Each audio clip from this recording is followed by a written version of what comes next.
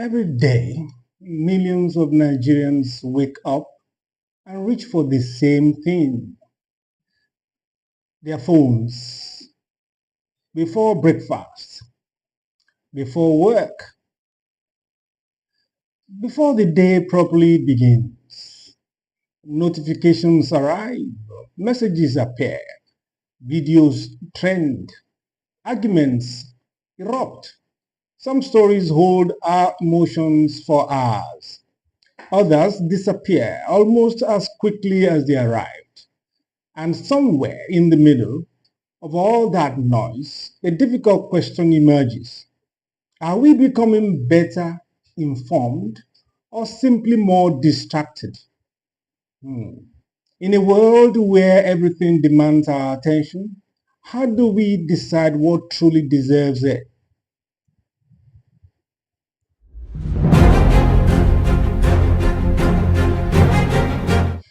Good evening or good morning, or wherever you are watching us now. Welcome to the Make It Make Sense, where we take the stories shaping Nigeria and strip away the noise. No bias, no propaganda, just sense. My name is Femi Akitunde Johnson. Some of you call me Faj. Today we're examining something most of us rarely stop to think about: attention. Not money, not power, not politics. Attention. Because in today's world, attention has become one of the most valuable resources a society possesses. Every day, countless voices compete for it. Politicians want it.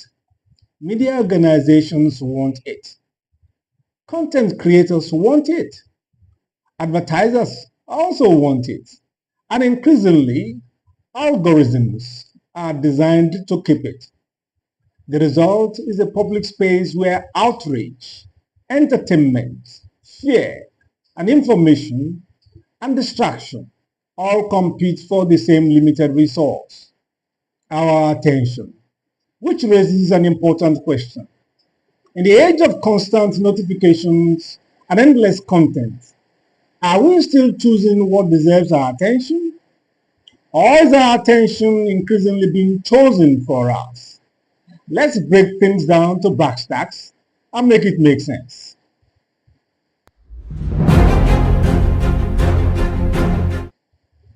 Let us begin with how attention became a national commodity. There was a time when information arrived in measured doses: morning newspapers, radio bulletins, evening television news. People consumed information, then they moved on with their day. Today, information never stops. A celebrity controversy emerges, a political argument trends, a viral video appears, a rumor spreads, a security alert is forwarded, and before one conversation ends, another has already begun. The result is a constant competition for public attention. Some issues deserve urgent attention. Others merely demand it.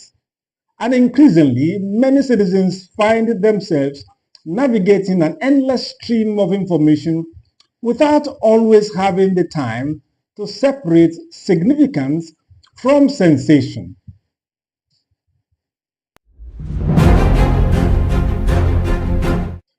Now, here's what makes this issue more important than it first appears. Attention shapes priorities. What the society talks about often influences what it thinks about. And what it thinks about often influences what it demands. This is why attention matters. The challenge is that modern digital platforms are not always designed to reward importance.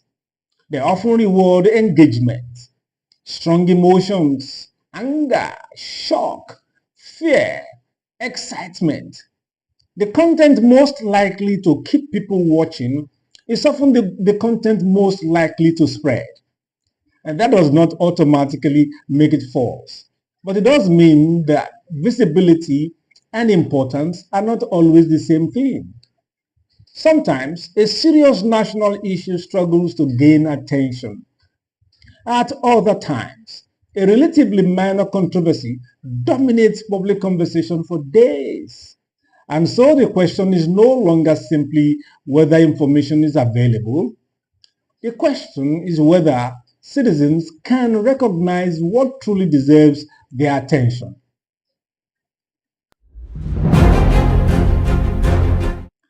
But let us separate awareness from overload. Being informed is important. Citizens should know what is happening around them. They should engage with public issues. They should participate in national conversations. But constant exposure to information can create its own challenges.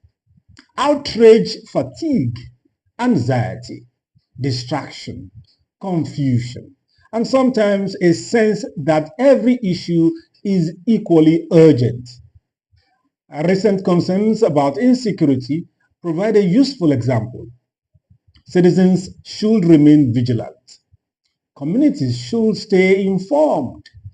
But responsible vigilance is different from panic. Not every alarming message is accurate. Not every voice note is verified. Not every forwarded warning reflects reality.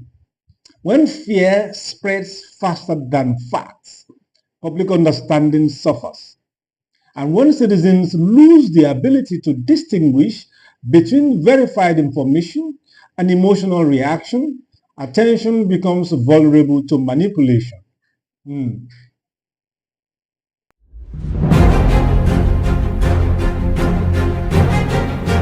So, should citizens learn from, what should citizens learn from all of this?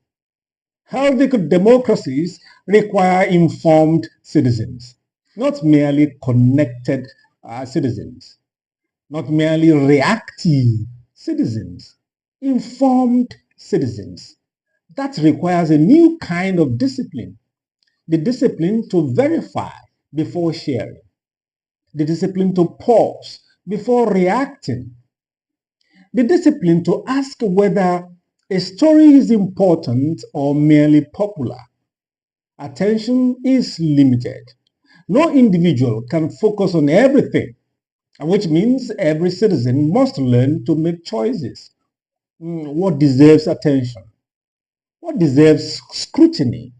And what deserves less emotional energy than it receives? Because at the end, attention is not simply something we give. It is something we invest.